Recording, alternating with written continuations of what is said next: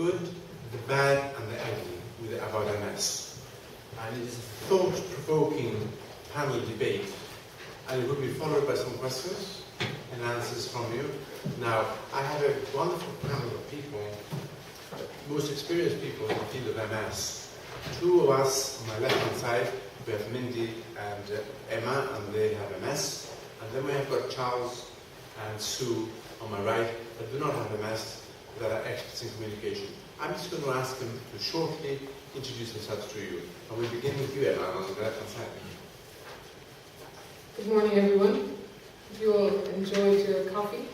My name is Emma Rogan, and I'm from Ireland. I'm the young person's representative on the European MS platform. I was diagnosed with MS in 2007, and so far so good. There's been up and down, but I'm delighted to be here with you, and I look forward to questions and notorious discussions led by John. Mindy, please. Mindy's from the USA, by the way. Good morning, everybody. I'm thrilled to be here and thrilled to be part of this panel, so thank you for allowing me to be on the panel. I was diagnosed with MS in 1998.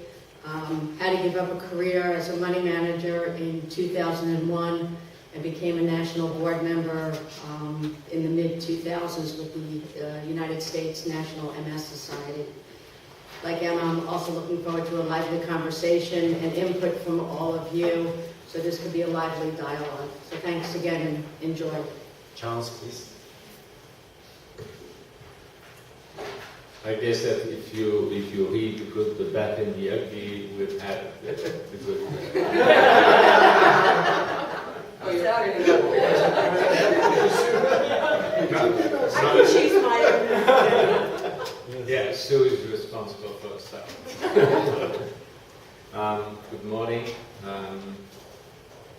I've been president of the Belgian Society. I was, in fact, sort of Chinese volunteer since 16 or 17 years, and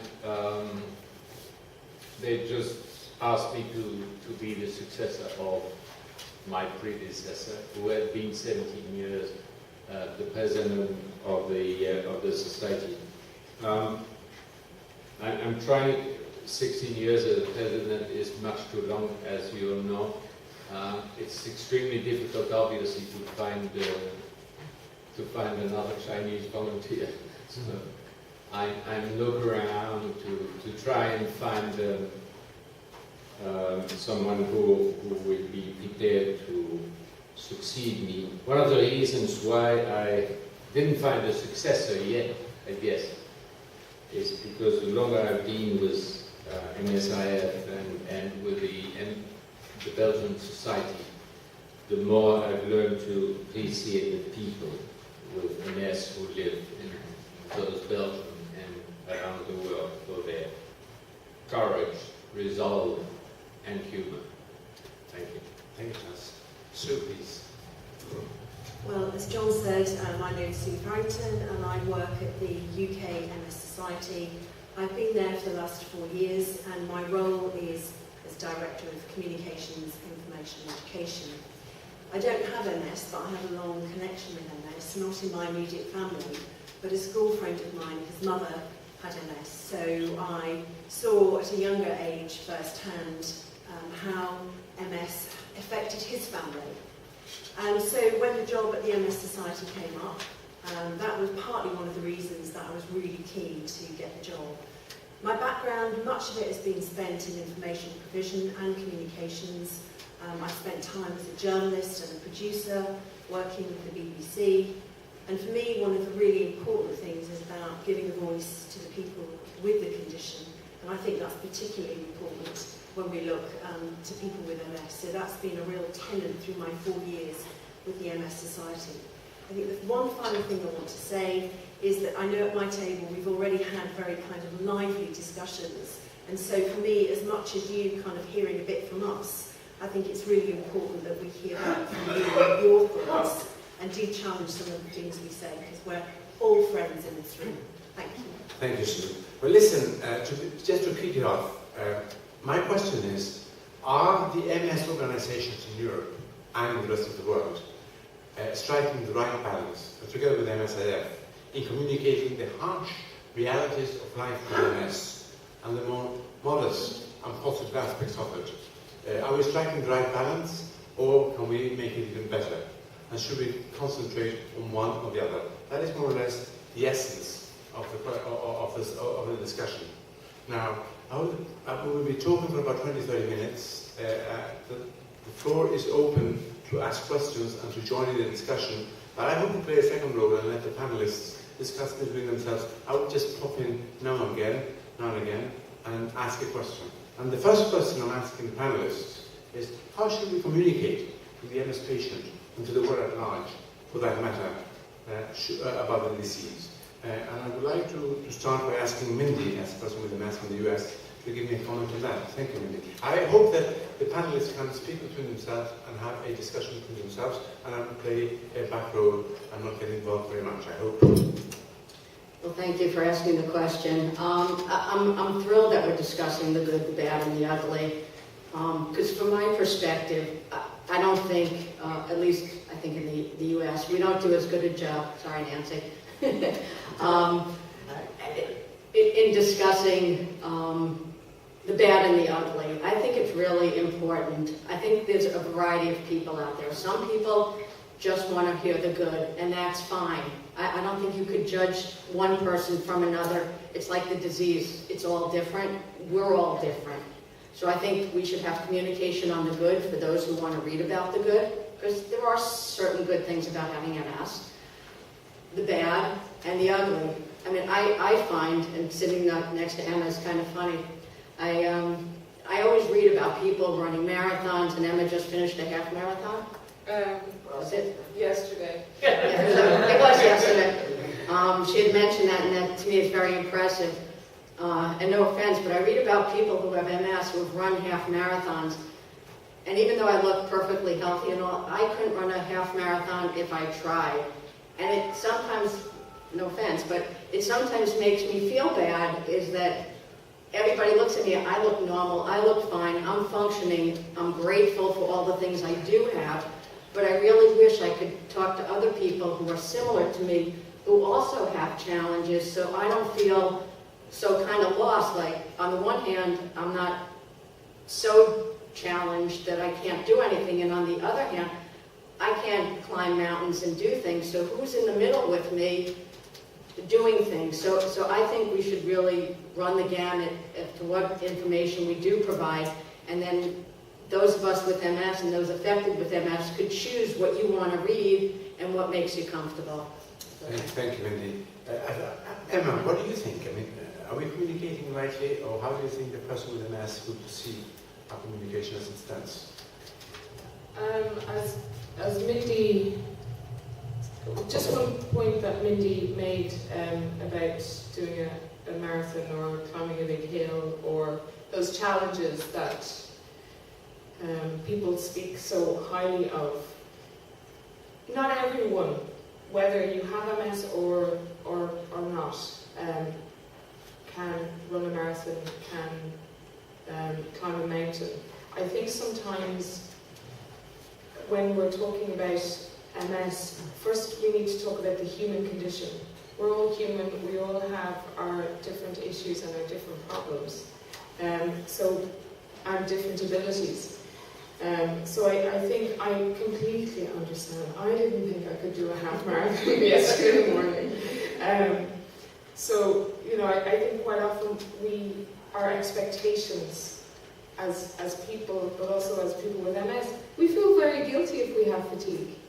We think, well, why, you know, maybe people think I'm lazy, maybe people think that I couldn't be bothered. But that's our own personal issue and our own thing that we need to deal with.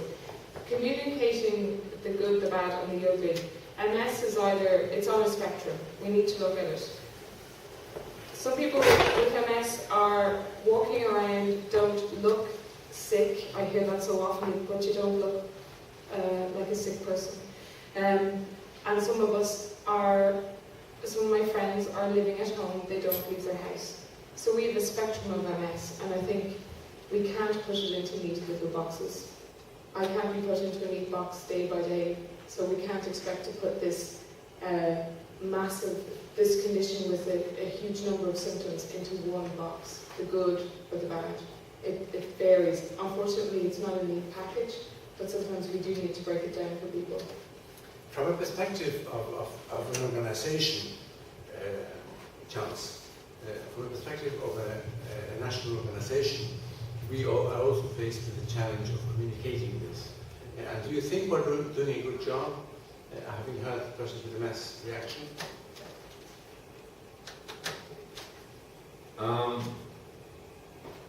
I'm not sure. The reason for that is that if I'm taking a recent experience very briefly. We have in Belgium we have the support of the Royal Air Force structurally. I mean, all the aircraft bases help us year long and support us by undertaking all sorts of events. They decided recently to come with a group of almost 40 people to the top of the Ventoux.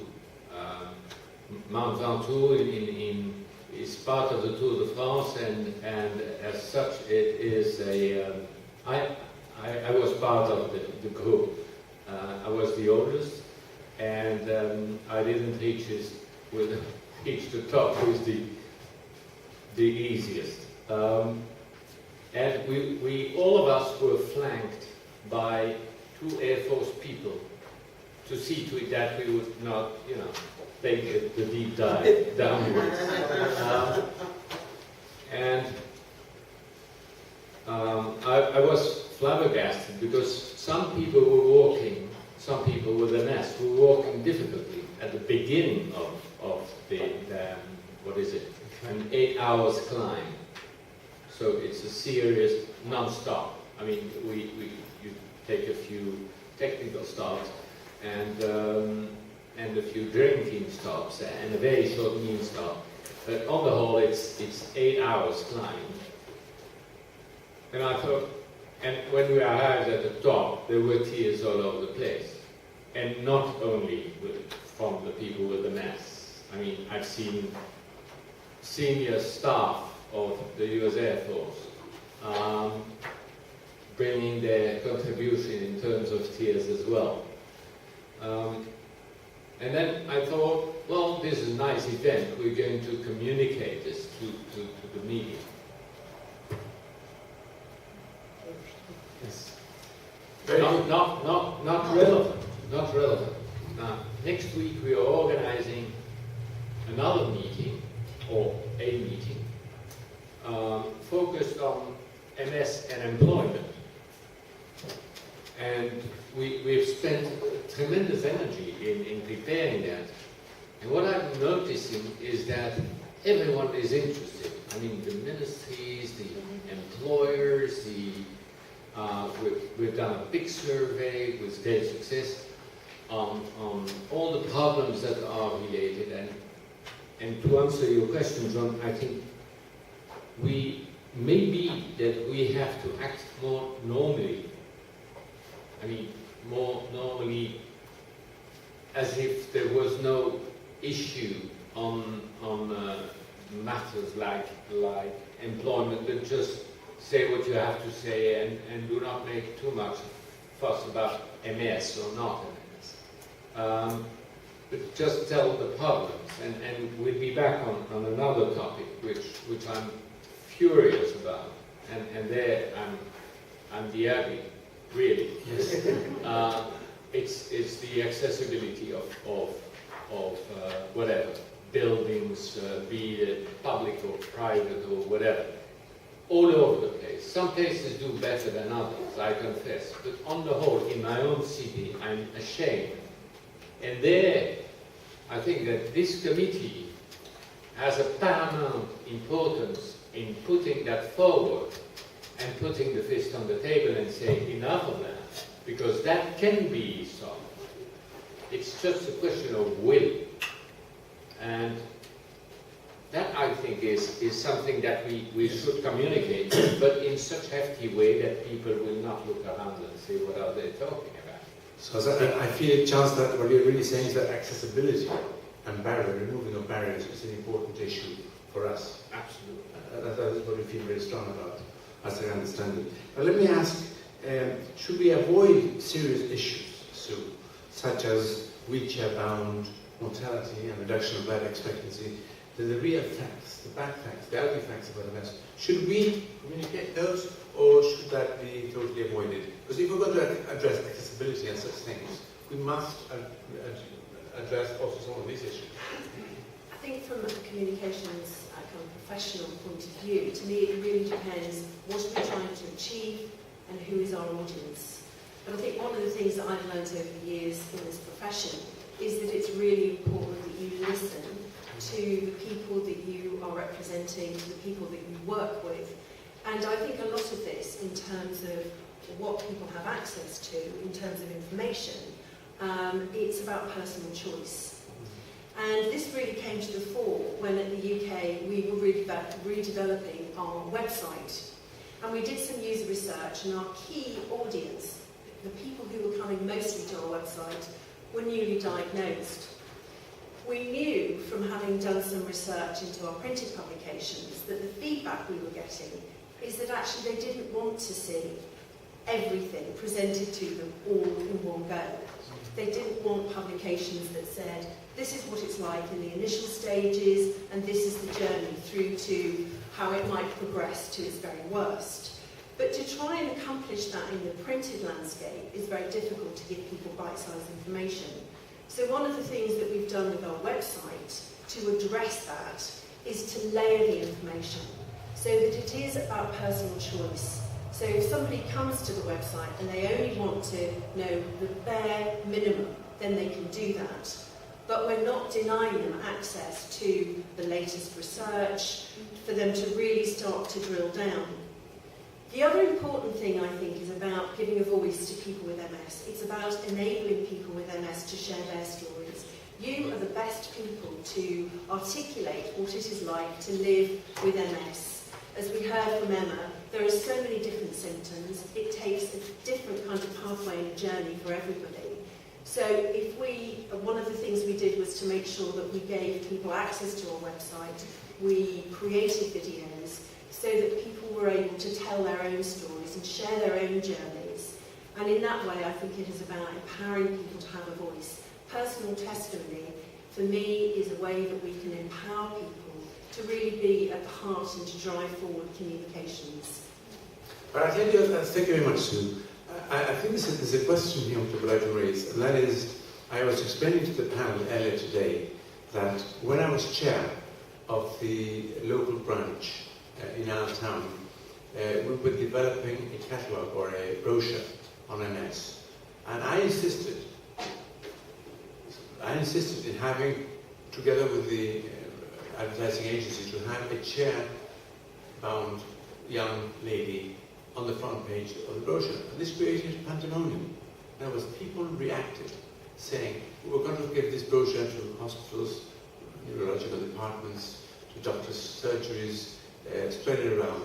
And there was a tremendous reaction of people saying, we can't do this. Imagine newly diagnosed people suddenly seeing a young person in a wheelchair and asking themselves, Emma, how would you react? Did I do the right thing? I mean, this was many years ago, but I mean, how would you react to something like that? Or what would you think, what would you recommend in such a situation? John, you always do the right thing, but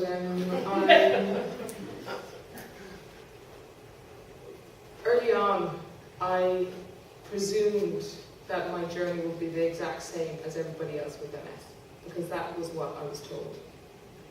There is a real problem with expectation. You're diagnosed with MS, and the presumption is that you're going to get worse. And this is what you're confronted with. You walk into a neurologist surgery, perhaps you go to your local MS Society website, and the presumption is that you will get worse. I'm not talking about being deluded and just focusing on the happy and the good all the time. But what I'm talking about is presuming people's capabilities before you presume somebody's incapable of doing something.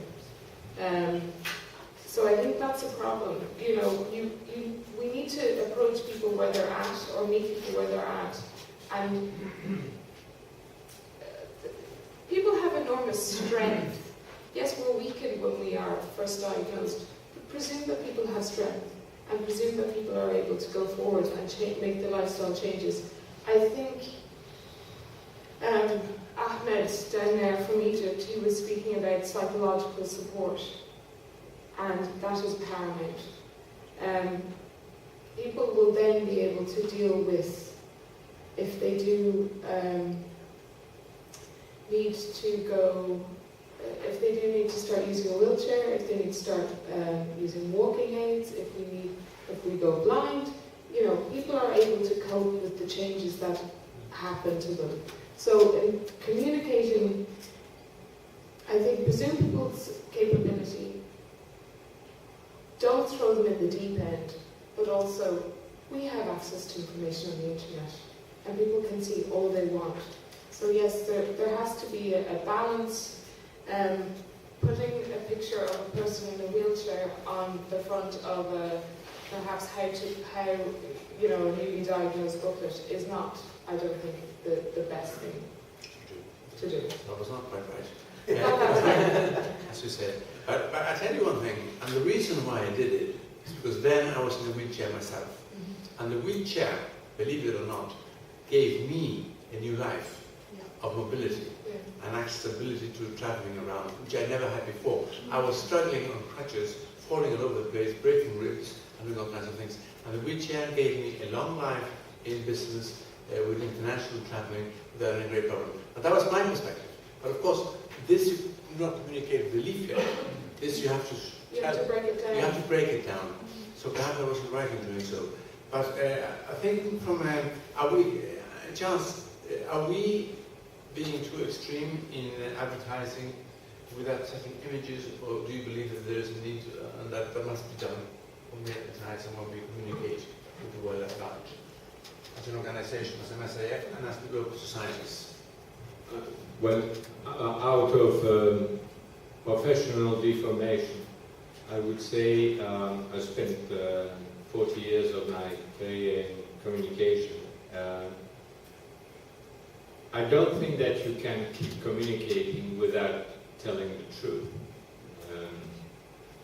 You can lie once, twice, but the third time you will be caught on your misrepresentation of reality. So I think that the communication should be a reflection of what the MS is really, i.e. a disease that affects people in different ways and blah blah blah. You know the rest of the story better than I do.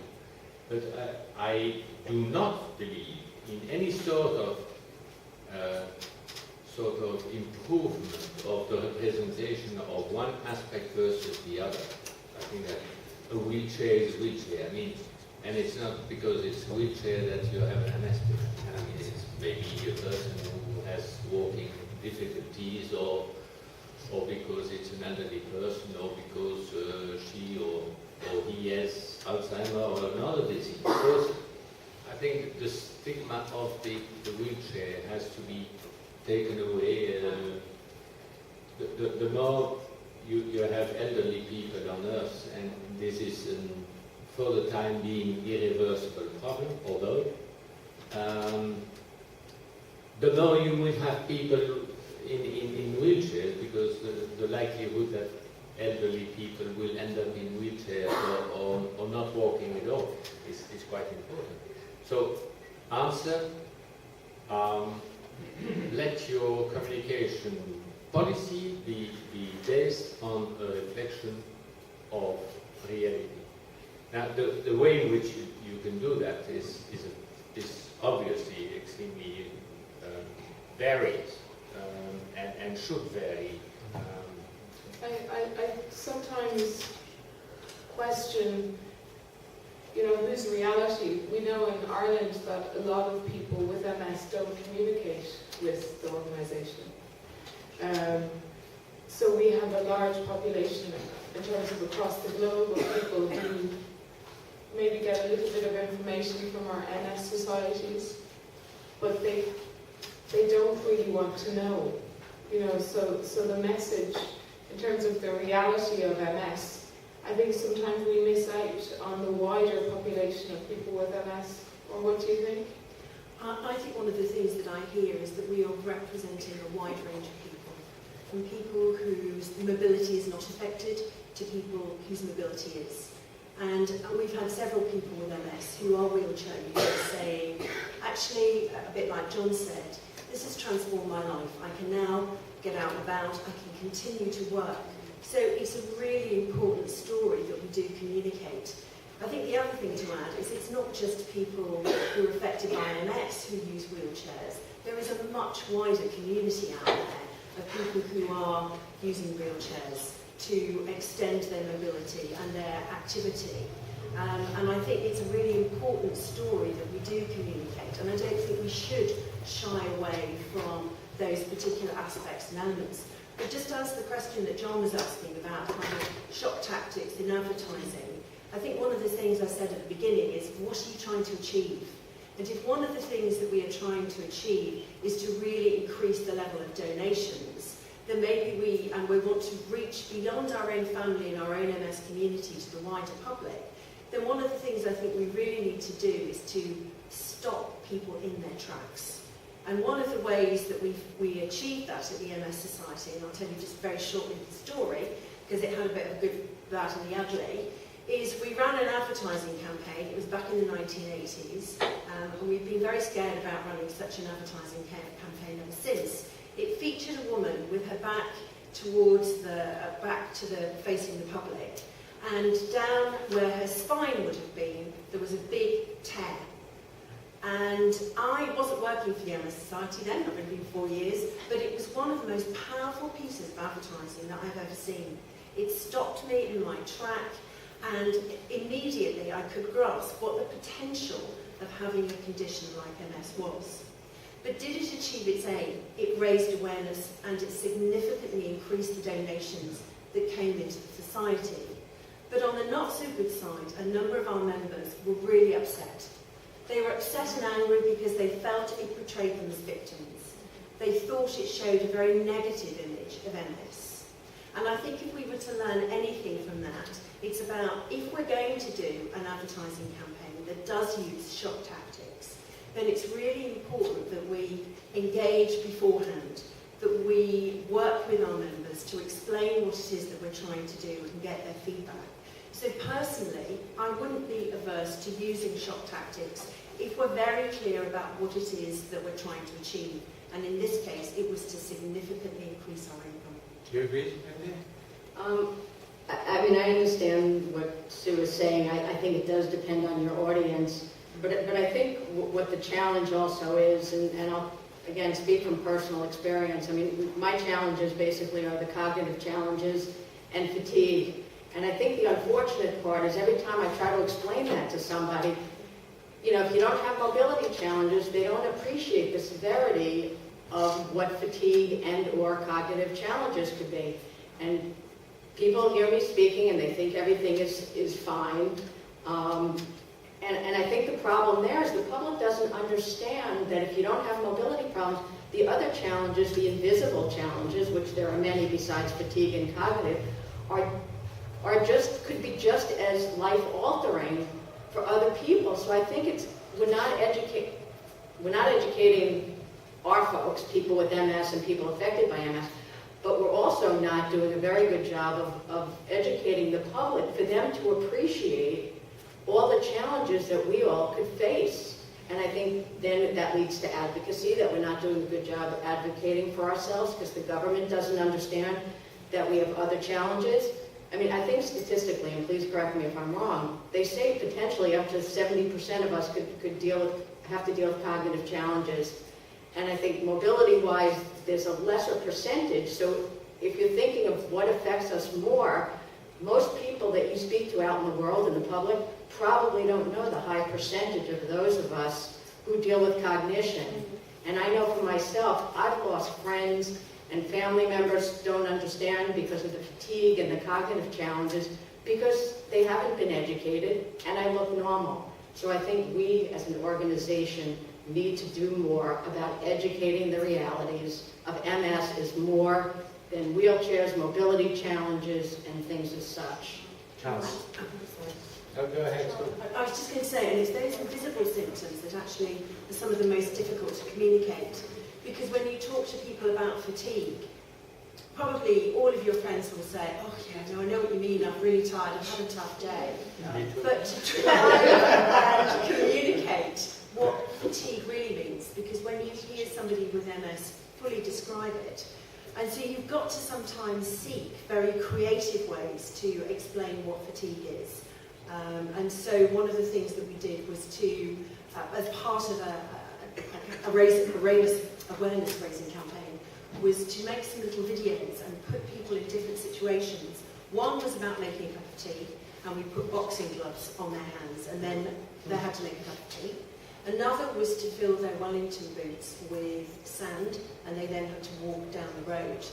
And these were some really simple, powerful ways that we were able to try and get beyond just what I might feel as fatigue, to try and really reach out to others to explain what fatigue is like for you. So it's about sometimes using different tactics for different ends. At this time, I would like to bring in the audience. I would like to ask you a question, or you can comment something else if you like, but should we be more direct, more brutal, more honest with our information?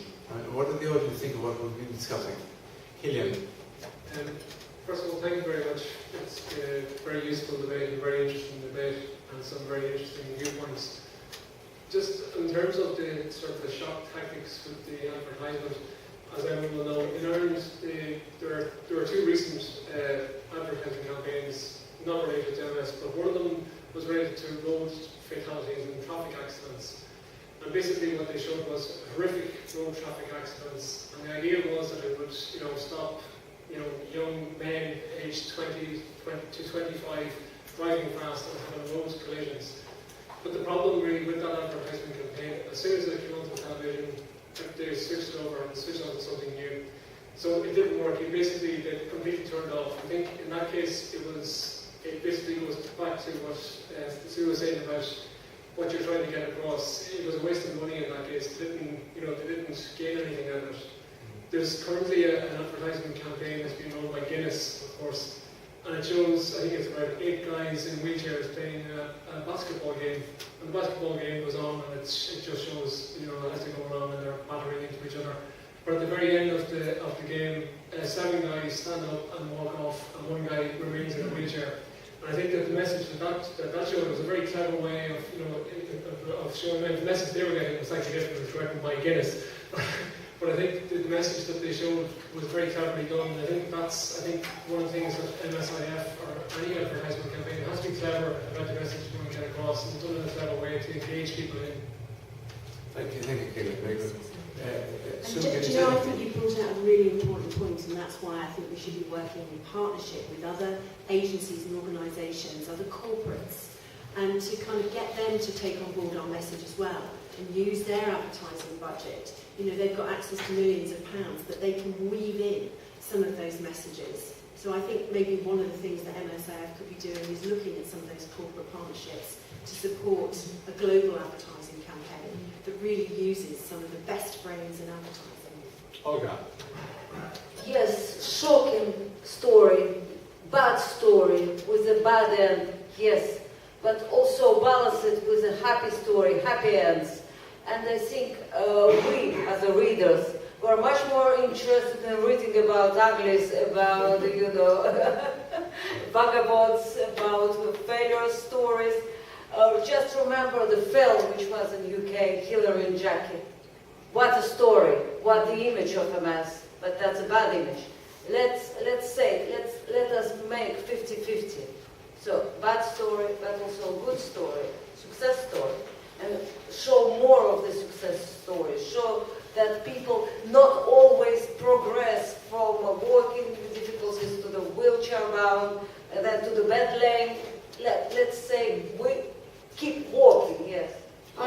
Sorry, I think the MSIF had the campaign with the beautiful day, you know, the newly diagnosed, which I think that video is very powerful, you know, and it can be used across different countries, and it just is it's 2 or 3 minutes, and it has people from different countries, and really I think using that again would be, you know, I know it's recycling all material, but it's not going to cost anything, and it's very attractive to young people as well.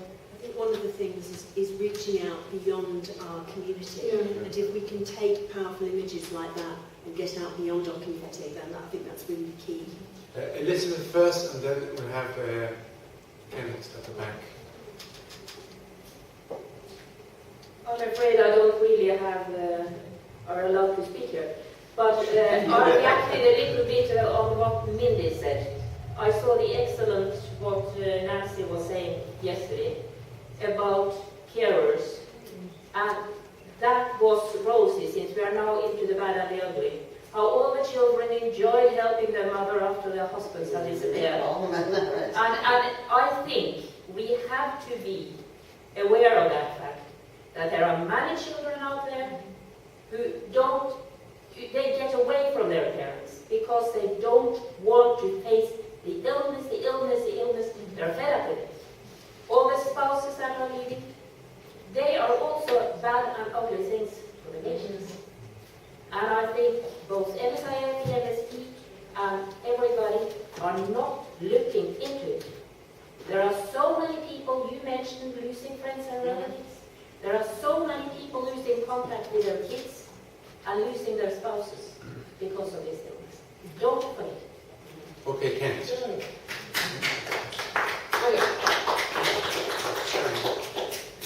Just on that point that Elizabeth made, I think the relationships are close relationships, and it's something that is continuously not put on the table. As you said, children who are, they're victim of circumstance. They have to help their parents, they have to help their father, they have to help their mother, and they are thrown into an adult world before their time, and before they shouldn't even have to take responsibility. And as you're saying about relationship breakdown, I think that is definitely something for MSIF. Kent, please, first. Well, I would like to say that I think Is it on, the microphone? Hello? Yeah. The task of communicating MS is about as complex as the discussion here today and as the disease, you know. The disease has 1,000 faces, and when we communicate, you have so many different missions, and I think I've heard some very good points from Mindy and from the UK society that has led different layers of information where you can choose what you need and so forth. But from my point of view, what's very important to emphasize is the situation for the very newly diagnosed that Emma talked about. And I think we that have experience tend to forget how vulnerable you are when you're newly diagnosed.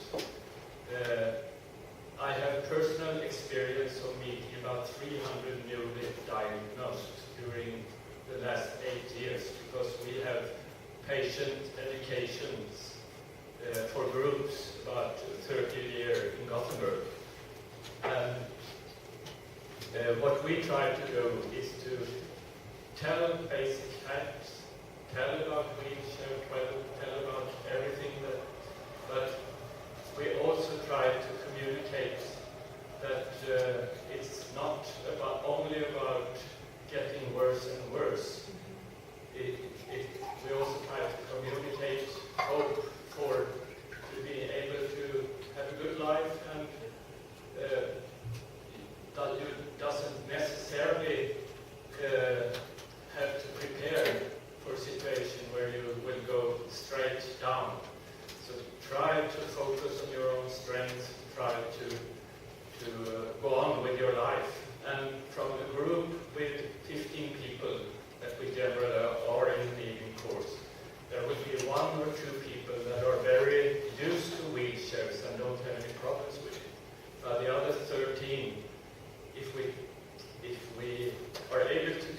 communicate the message that they are ready to receive, quite a few of them will join us and be members. But if we choose a message that they are not ready for, they will leave us. Okay, Charles, you would like to say a word, and then we'll have the microphone here at the front, please. Charles. Yeah, maybe a short comment to broaden the discussion, because it's very much focused on countries in which MS societies are being developed and have reached a certain degree of development. But we are also an international organization, and my passions in life have been human rights, communication, and more recently MS. And I see the same discrimination, i.e. in all those countries where you do not even have the possibility to pose a diagnosis because you have a lack of neurologists, because the distances are too large, because the MS is a priority number 12,000 on the list of many other priorities for the country to look at. We should also spend part of our time to those countries, and I'm looking at countries like Poland that we are reaching our hands to, Tunisia, the Arab world, China, India, where the prevalence is unknown, and there I believe that next to the communication about the countries where we have systems in place, we also devote our time as an international organization to those countries that are less privileged. Here we are. Yes, I would like to say, like Emma said about the beautiful day, it was very powerful and the best advertising about MS till now. We had in our country, Lebanon, we had a short film about, not film, advertising about MS, and it was really dark faces, and the spoken person was really sad and not clear, and this had a very bad, he gave us a very bad image about MS. And so I suggest that the message Beautiful Day be on all televisions, in all languages, on MS Day. And something else, what you said about the family, the burden that MS brings to the family. Once I saw a film about a woman who has MS and how her daughter had all the weight on her shoulder and had to help her, and it was for the first time I saw the real face of MS, how it can affect the children, and it wasn't a rosy face. It was really a big problem and a burden for the kids. And I think it's a good idea to make parents with MS aware of not to put everything on the children, and to let them live this, because it's an intrusive guest, and we have to deal with it to make it a okay guest, but not a welcome guest, and all alone, not with to bring all the family in this burden. Okay, we'll have the 3 or 4 people with their hands up. Okay, if we have, I can't remember your name in there. She was first. Okay. I think a lot about the taboos about MS. In Denmark, it was a taboo about cognitive part of the symptoms. And I feel cheated when it's a taboo. So I think that you have your goal, it must be to be reliable and not cheat us. Now then we have to talk about the taboo, that what we are really having is a lot of brain damage. We're not talking about it. We have symptoms just like people with strokes. We don't talk about in late rehabilitation actually is something about palliative. So why can we not open up, have a forum where we could discuss this? Because all these taboos make me very, very angry, and I feel when I talk to a lot of people with MS, they are cheated too. Ali, and then you can give it to your neighbour. I may talk without mic. Give the mic to Ali. Sorry, come we back. are the smallest country, maybe, and the smallest community. Speak to the microphone, Ali. We're distributing now the idea to all people in Palestine that this society and all societies are for people affected with MS. It's not only for people with MS. When we gather all the patients, we gather the families also, we gather the children, we gather them. They come now, after 3-4 years of establishment, they come with good mood to the society. We feel that they want to help their parents, they want to help their sisters, their brothers who has MS. We are now trying to distribute this idea to them, to everyone, that they must be, this small community of the family helping their parents. I, for example, myself, I have 2 sons, small sons, 10 and 12 years.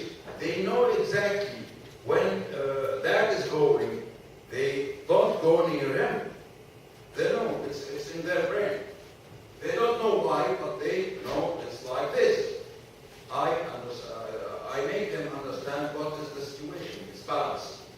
Don't touch me while I'm walking. Don't touch me while I'm on stairs. Don't touch me while I'm doing so and so.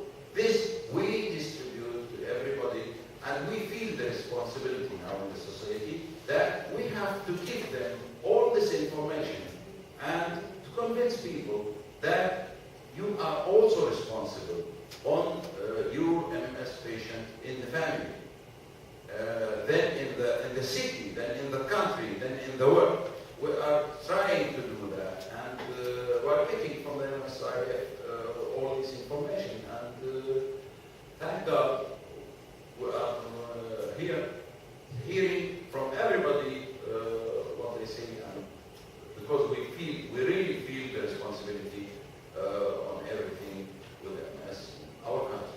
Thank you, Ali. Can you give it to Costas? Costas, you want to say something? First of all, I heard the movie Hillary and Jackie. I'm sorry, I heard the movie Hillary and Jackie. Okay, it's a strong movie, but I also have seen the movie Go Now. It ends with a marriage. I know if you have seen it with Robert Carlyle. I think that I prefer the Go Now with the marriage than Hillary and Jackie with the death. And I think that it's near to the reality. Go Now is more near to the reality. Anyway, I have met hundreds of newly diagnosed persons with MS. What I'm saying to them, we found out a decade ago that the most famous, dead now for since 1941, but the most famous writer of books for teenagers and children in Greece had MS in the 1930s, 1920s, 1930s. She continued to write books. So one newly diagnosed says something like, I'll leave my job, I'll divorce, I'll be a monk, I'll be in my house, I won't see anyone again, and everything else. I just tell him that if Penelope Delta, the writer, the author, used to say this, you won't have 20 books for your children, for your nephews, and for the children of Greece. What I'm trying to say, that life goes on, heaven a mess or not. And that's the spirit we're trying to give. And we try to keep them jobs and everything in their lives. I think it's very important to keep someone doing what he's doing. Okay, and now it's your turn. Hello, everyone. Cool. Okay.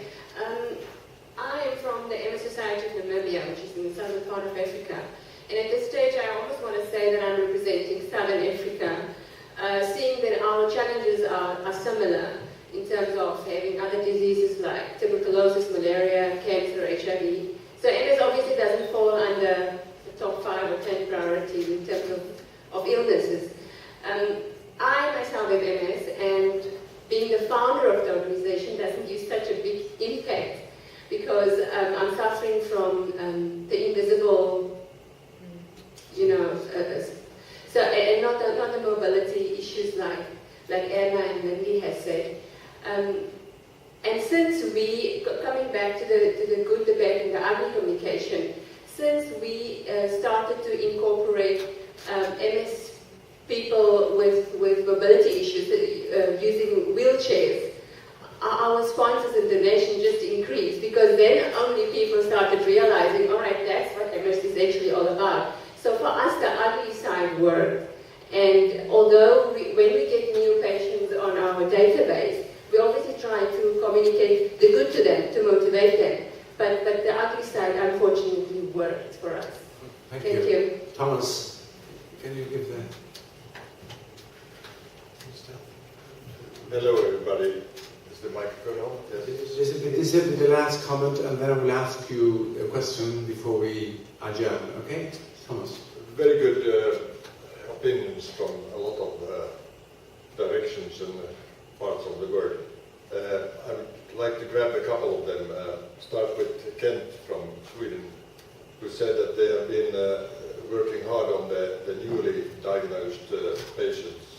And I think that is one of the most important. I still remember clearly what it was like to get the diagnosis.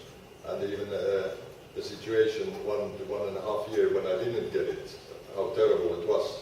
So what I think is the most imperative, the most important thing is to, even by force or some other means, push the information to persons who have symptoms. And even before they get the diagnosis, to inform them of the possibilities. And then I come to the other very important thing, in my opinion, is honesty above all. We have to be honest to ourselves, we have to be honest to others. We must be able to require honesty from others, for instance, doctors. They are not supposed to be, or they are not honest when they beat the bush and can't say what it's all about. They should be able to speak in a not only clinical but in an empathic way what the problem might be. But honesty is also what we have here in the MS Atlas. It's the basic information about MS, the epidemiology and other things. But the fact is ugly. I mean, the disease is ugly in many ways. 70% of the patients will end up in wheelchair, or at least not walk properly. So, depending on who you're talking to. Wheelchair is not the only thing. I mean, there are so many other dirty symptoms. I think we should be honest about it. Why beat the bush? That's my opinion. Emma's comment would be the last comment before I round up. And when we spread the word in today's world, we have internet access. We have MSIF that has a lot of videos, and England or Germany, etc. We can spread the word to countries without any boundaries, traditional national boundaries.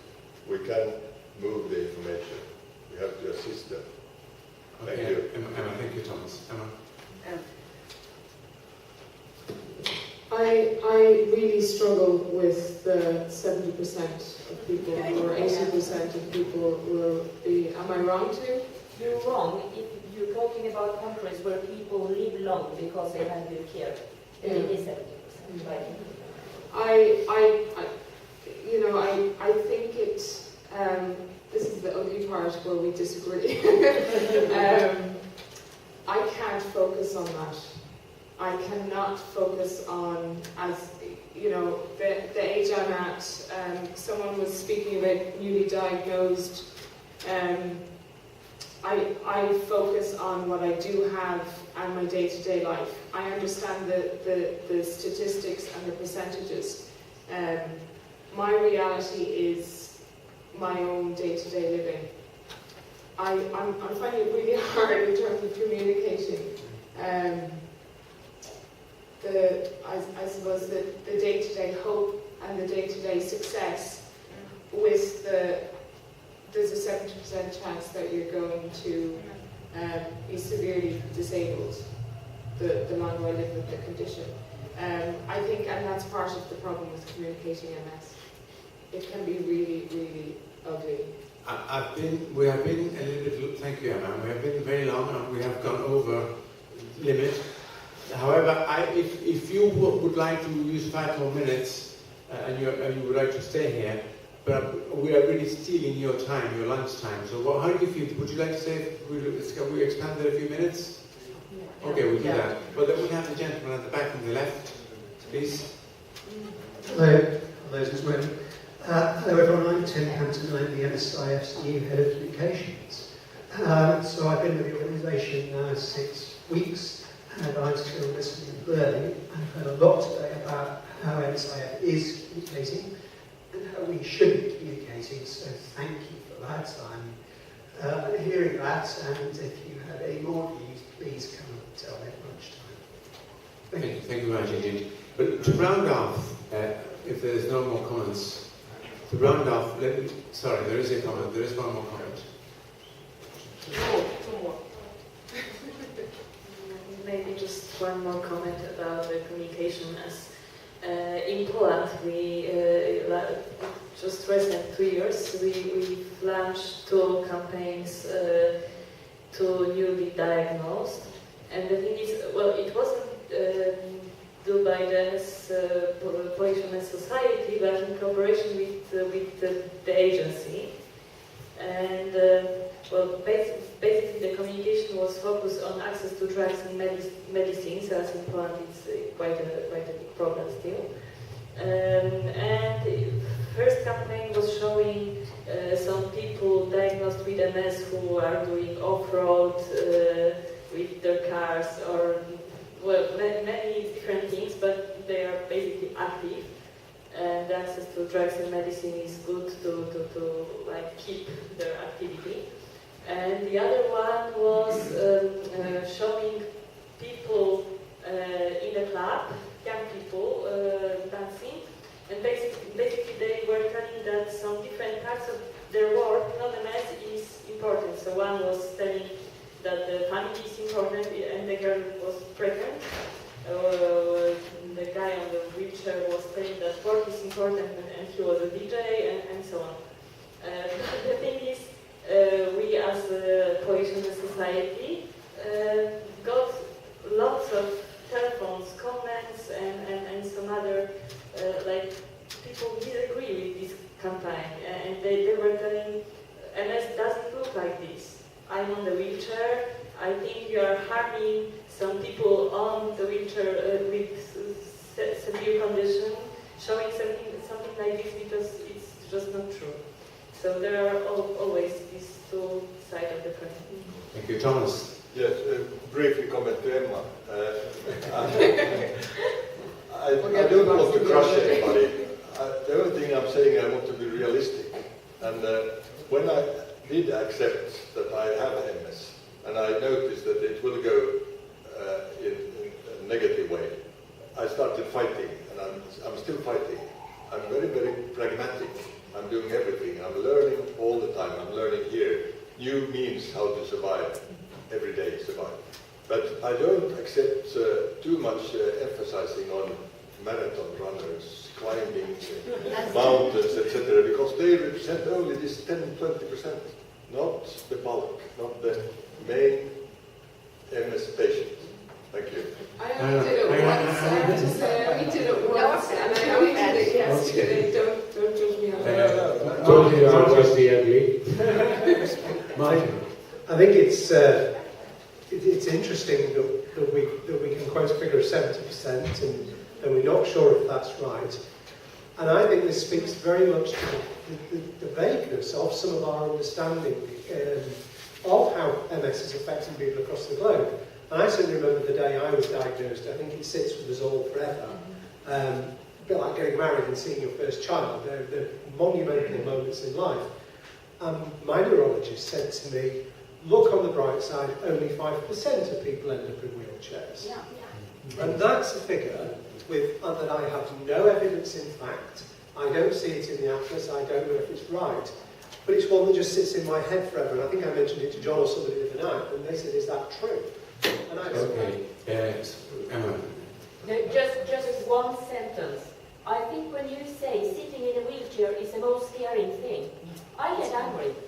Because I have a husband who's been in a wheelchair for 22 years. I have also got friends I work with who couldn't speak, couldn't eat at the age of 40. I mean, that's much more scary. I realise that. It's in no way. You are full of life. That was the point. It's an element of That's a unknown. message. That's a message we should communicate. We're all full of life, in spite of our condition. Yeah, no, I think I react because your neurologist told you 5%. My neurologist said to me, and this is again talking about the truth and the honesty of communicating.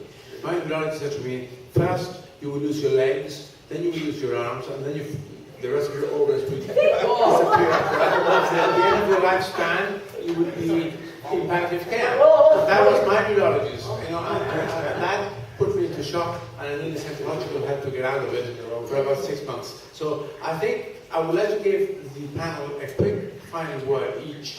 If you can say in 30 seconds what your conclusions are to the panel discussion, I would appreciate it. We begin with you, Charles.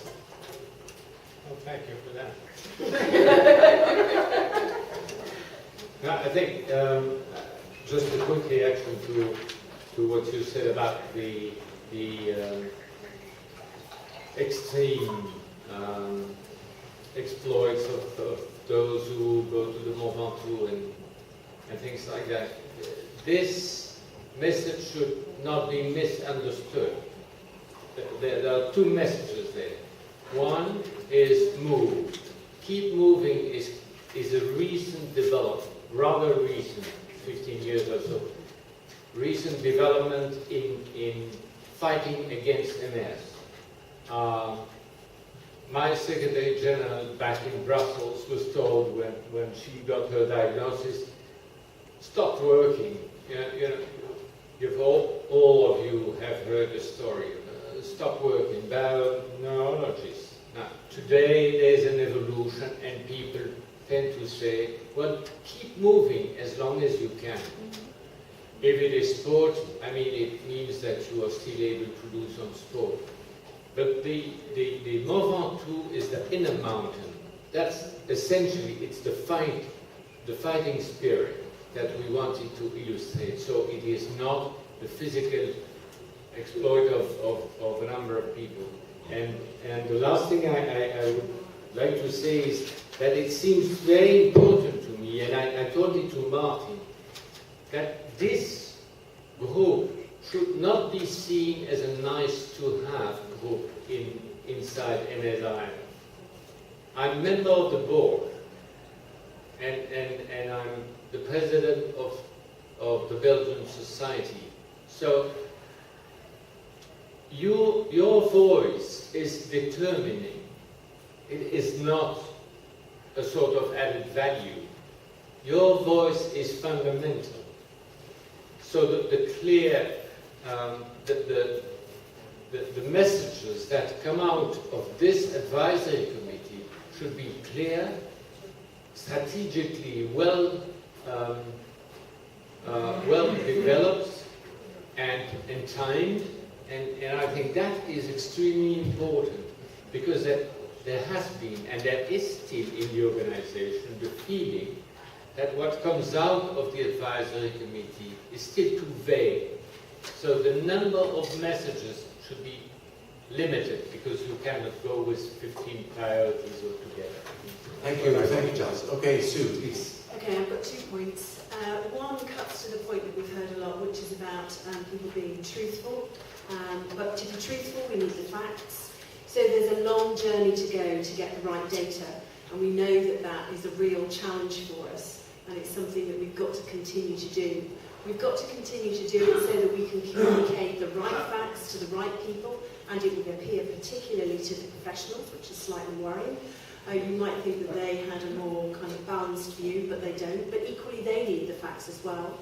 The second thing is it's about closing that loop. It's about what are you trying to achieve and who's the audience. But what we're not always good at doing, and I don't think we've necessarily cracked it in the UK either, is closing that loop. So if we're trying to use targeted communications to achieve a result, we need to measure that result and we need to feed it back to the MS community. And I think the example that was given from the lady from Poland about showing people in a nightclub or doing sporting activities, I don't know whether the message was if we have access to these treatments, it will help people sustain this quality of life for longer. And for those people that then call and say, but that's not my life, that's not my reality, I don't know how effective it may be to then feed back and say, but because of our promotion and our campaign, actually we've secured commitment from the government to extend the length of time that people have access to those drugs. So it's about us making sure that we feed back and close off that story. Thank you, Sue. Mindy, please. Okay, I'll be brief. I agree with what Charles said, what Sue said, and lastly, I think what John's wife, I'm sorry, I don't remember your name, Elizabeth, that was cognitive challenge, sorry. I can only say that here, right? Is we can't forget about the care partners and the spouses and how it affects them. I think too many times we forget they're just as much in the loop, if not more sometimes. Thank you, thank you. Emma, please. To sum up, I think for all of us in the room, whether we have MS, whether we have another condition, we are all humans, so it's really important to focus on what we do have and our capabilities. And if there comes a time, whether it's in our own lives, in our own MS societies, or as part of this group for MSIF, it's challenging prejudice and challenging certain fixed perspectives on people with MS. I'm sorry, I know that there are hands coming up all over the place. We cannot go on any further. We have to have lunch. I would just like to conclude by saying that I think that honesty is the best policy when we're trying to communicate MS, to be quite frank. I don't think that either one or the other is right or wrong. I don't think it's either black or white, but I think we must be honest with ourselves and with the people that we communicate to. So with those final words, I would like to thank you for your participation to what has been an interesting panel discussion. And I hand over now to Martin to tell us how we're going to proceed through the rest of the day. Thank you.